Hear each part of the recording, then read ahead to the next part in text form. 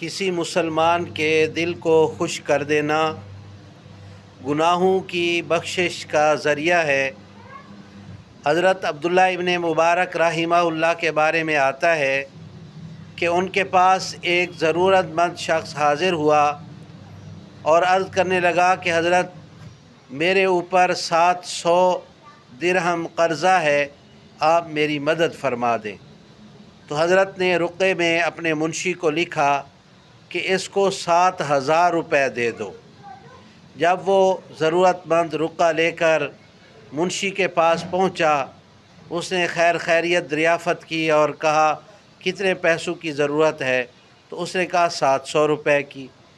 تو کہنے لگا کہ لگتا ہے حضرت نے غلطی سے 7000 لکھ دیا ہے، لہٰذا آپ دوبارہ جائیں، یہ رقعہ لے کر جواب لے کے آئیں۔ اس پر لکھا ہوا تھا کہ حضرت کہیں لغزش قلم تو نہیں ہو گئی کہ آپ نے 700 لکھنے ہو اور 7000 لکھ دیے؟ تو حضرت نے فرمایا کہ بھائی اس کو آپ 14000 دے دیں۔ جب وہ رقعہ لے کر پہنچا تو وہ شخص بڑا حیران ہوا کہ 700 روپے کی ضرورت ہے اور حضرت نے 14000 روپے لکھ دیے۔ تو اس نے واپس رقعہ لکھا کہ حضرت لغزش قلم ہے، کیا ہے؟ اس طرح تو سارا خزانہ اور آپ کی ساری دولت لٹ جائے گی، 700 روپے والے کو آپ 14000 روپے دے رہے ہیں۔ تو حضرت نے پھر لکھا کہ بھائی اگر تم نے میرا کہنا نہیں ماننا تو پھر تم میری جگہ آ جا، میں تیری جگہ چلا جاتا ہوں۔